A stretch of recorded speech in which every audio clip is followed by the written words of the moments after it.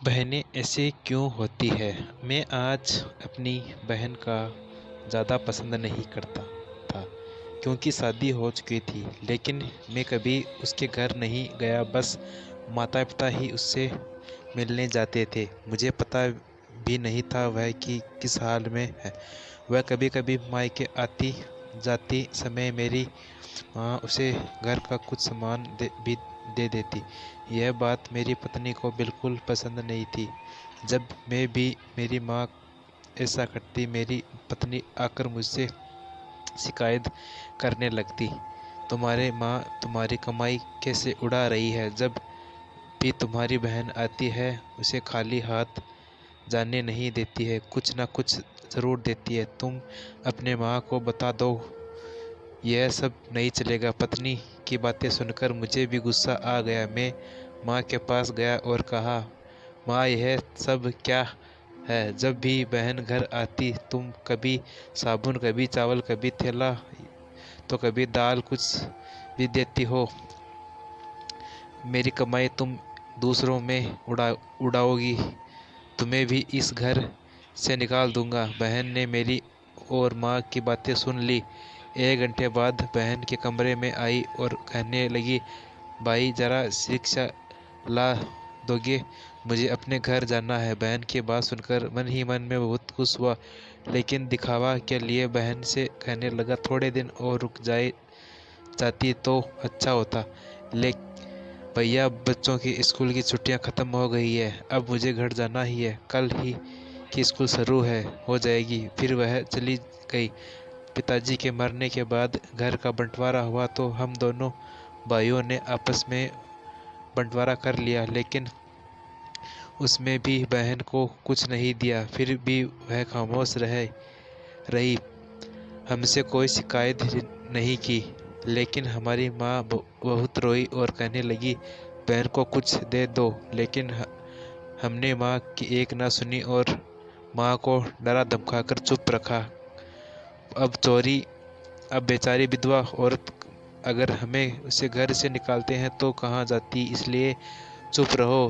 भाई साहब ने अपना हिस्सा बेच कर शहर जाकर नया काम शुरू कर दिया और वहीं कहने लगे, हमें अपनी बहन के साथ जैसा व्यवहार किया था उसके सज़ा हमें मिलनी है। भाई साहब का कारोबार बर्बाद हो गया और वह मजबूरी करके अपना पेट पालने लगे। मेरे बड़े बेटे को भी टीबी हो गई है, उसके इलाज के लिए लाखों रुपए खर्च हो जाएंगे। मेरे पास था सब कुछ खत्म हो गया, मुझे कर्ज लेना पड़ा। हाल इतना बुरा हो गया कि खाने के लिए पैसे नहीं है, घर में कुछ राशन नहीं था। मैं कमरे में अकेला बैठा सोच में गुम था। मेरी बहन घर आई। उसने देखते ही मेरी पत्नी ने कहा, आ गई? मैं सुन बहन को देखकर भी गुस्सा हो गया, लेकिन अपने गुस्से को दबा लिया। वह मेरे बच्चे के पास गई और देखा कि मेरे मेरे फिर भी पास आकर बैठी। मेरे भाई, क्या हो, तुम इतना परेशान क्यों हो? यह कहते हुए मेरे सर हाथ पे फेरा। बड़ी बहन तुम्हारी मेरी गोद में खेलो। अब देखो, अपनी भी बड़े हो गए हैं, कुछ बहन को कुछ भी दिखाई नहीं दिया। अपने घर का राशन भरवा दो, अपने बच्चों का इलाज भी करवा दो। अगर पैसों की ज़रूरत हो तो बेझिझक कह देना। अपनी बहन, मैं तुम्हें इस हालत में नहीं देख सकता। और जाकर नाई से अपनी दाढ़ी भी बना लेना, इतनी बढ़ गई हो है।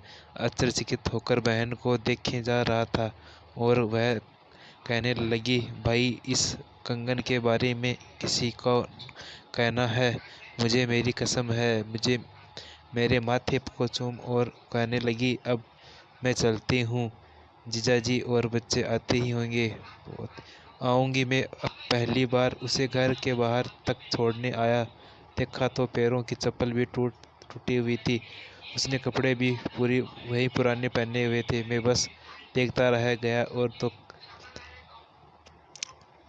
तभी मैंने अपनी बहन के घरेलू हालात जानने की कोशिश की, लेकिन मुझे बुरे हाल में देखता तो दौड़ती हुई आई और अपने सोने का कंगन भी दे दी, ताकि अपने बच्चों का इलाज कर सकूं, अपने घर का हाल सुधार सकूं। सोचने लगा कि मेरी आंखों में आंसू निकलने लगे। हम भाई भी कितने मतवाले होते हैं, अपनी बहनों को पल भर में ही बेगाना कर देते हैं और बहनें अपना भाइयों का ज़रा सा दुख भी बर्दाश्त नहीं कर सकती। उससे कंगन अपने हाथों में पकड़ा कर ज़ोर ज़ोर से रोने लगा। दोस्तों, आपकी बहन को ससुराल में जाने कितने दुख सह होगी। कुछ समय उसके पास बैठकर उसका हाल जानने की कोशिश किया करो। मालिक सभी को झोली खुशियों से भर दे। धन्यवाद। तो दोस्तों, आज की कहानी कैसी लगी भाई बहनों की? अच्छी लगी है तो लाइक करें, कमेंट करें, शेयर करें और आप इस चैनल पर नए हो तो चैनल को कर दीजिए सब्सक्राइब। हम मिलते हैं अगली कहानी में। जय हिंद, जय भारत।